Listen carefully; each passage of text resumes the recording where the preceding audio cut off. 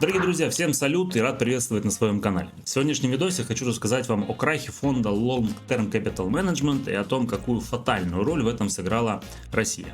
Параллельно покажу вам торговую стратегию, вы можете взять ее на вооружение и использовать на регулярной основе. Не забывайте подписываться на канал, прожимать лайки, буду вам признателен. Всем желаю приятного просмотра, мы начинаем. Так, друзья, перед тем, как начать свое вещание, давайте разберемся в системе, о которой я вам сказал. Супертренд и ATR. Что с ними будем делать? По супертренду все понятно, прекрасный, спокойный индикатор, логически понятный, который просто показывает нам направление движения цены. Грубо говоря, куда открываться, вверх или вниз, правильно? Но могут попадаться вот такие участки, заборчики, где вы легко сольете свой баланс. И вот здесь в силу вступает индикатор ATR. Если мы видим, что он на минимуме, то мы ни в коем случае не открываем сделку. Это момент отсутствия волатильности. ATR это индикатор волатильности. Вот, поэтому здесь мы не открываемся. Когда ATR растет, все хорошо. Можем входить, искать уровни, торговать. Когда он снижается, это плохой знак. То есть трейдеры скучают, волатильность падает. Давайте другой пример. Здесь у нас сигнал на продажу. Рост ATR совпадал полностью с этим участком, можно было зарабатывать спокойно. Здесь у нас другая ситуация, вот такие типы графиков довольно сложные будут поначалу для всех, для вас. Смотрите, сигнал на покупку по супертренду, но вот такой вот забор растущий получается. Таким, и как бы ATR немножечко снижается. Да? То есть в такие случаи мы либо пропускаем, либо открываемся на минимальных значениях в лонг, соответственно по тренду. То есть данный индикатор это фильтр для сделок по супертренду. Мне кажется, что сейчас мы с вами откроем сделку, если не будет никаких резких сквизов и откатов. В принципе.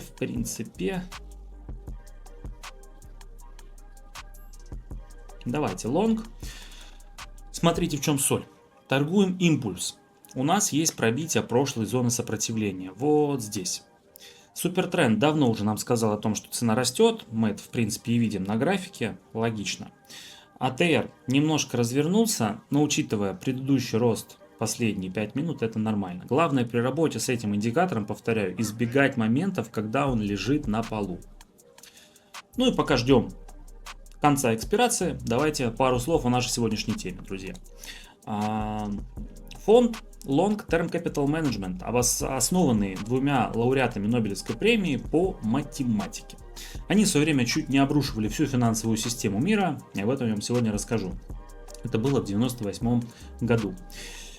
Что сделали эти ребята? Они взяли котировки, биржевые котировки и впихнули их в математическую модель по извлечению прибыли.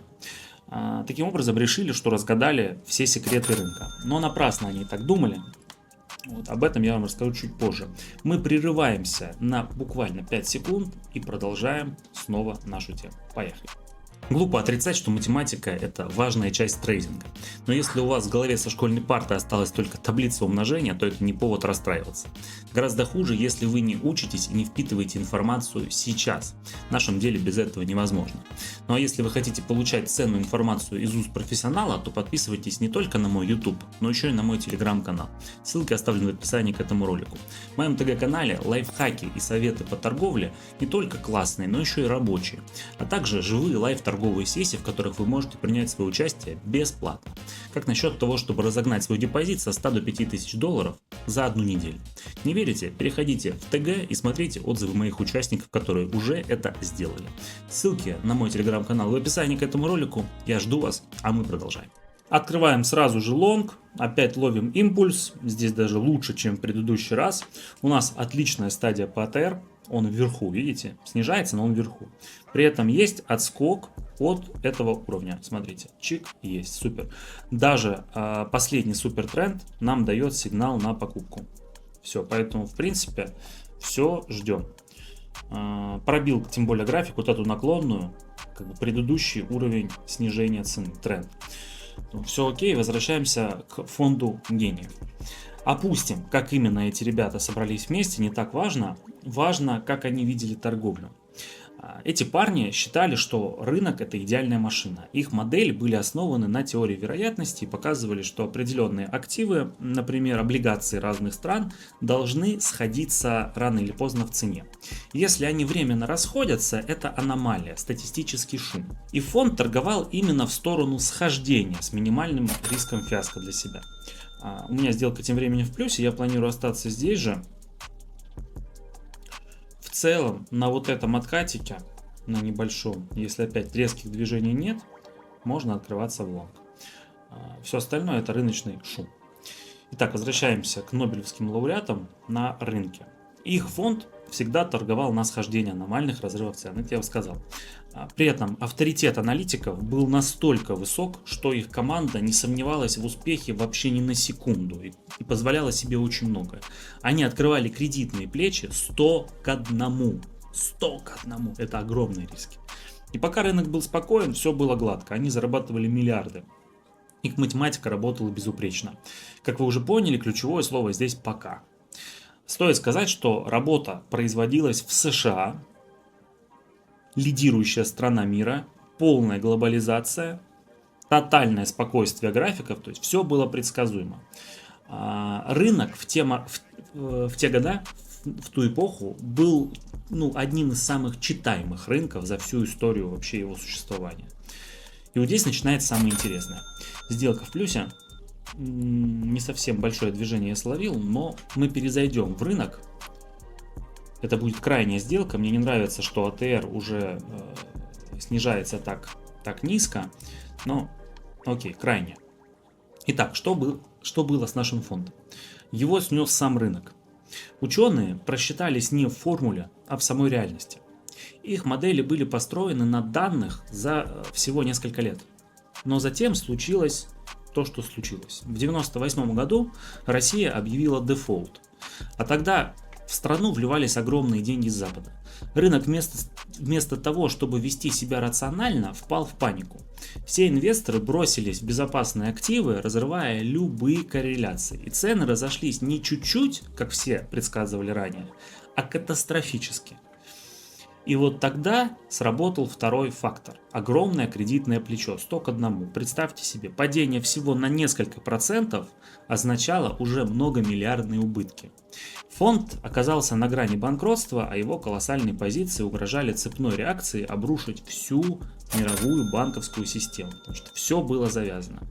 Я снова в плюсе, предлагаю закончить тут на этой драматической ноте и продолжить уже на другом графике. Поехали. Так, ребят, очень много лонговых сигналов сегодня, поэтому берем с рынка все, что есть.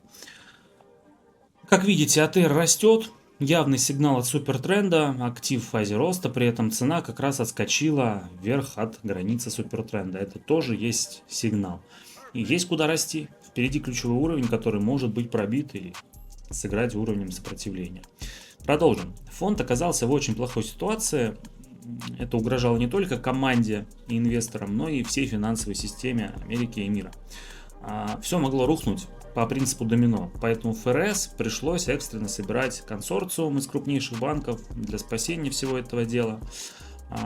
Не фонда, а всей экономики, как вы поняли. Тогда финансовую систему удерживали на плаву, и этот кризис закончился благополучно, но, конечно же, никто больше так не игрался с математическими моделями на рынке.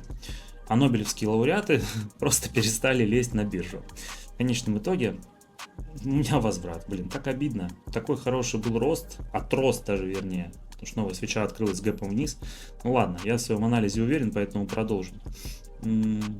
Давайте подведем многочисленные итоги по фонду, которые будут полезны для нас даже сейчас. Самый очевидный, чтобы быть трейдером, не нужно быть гением математики. Напротив, даже самые лучшие ученые иногда ошибаются. Что математика — это карта, это не территория.